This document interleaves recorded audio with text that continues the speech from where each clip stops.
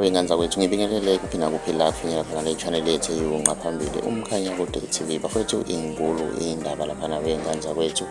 Kuphenywa omama abadayisele abafundi iyobo okusolakala ukuthi inoshevu. Babalelwa ku-40 abafundi besikole samabanga aphansi varelum enyakatho yetheku abakhombisa izimpawu zokuthi badle ushevu ngemva kokudla amalolip kanye neyobo abayithenge ngesikhathi sekhefu.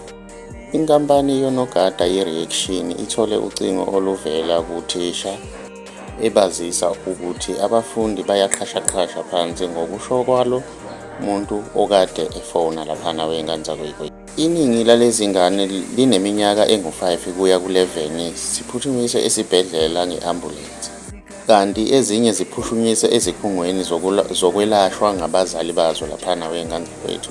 Kanti ngalolu daba akukaboshwa muntu laphana wey'ngane zakwethu. Omama abadayisa emgaqweni basaphenywa.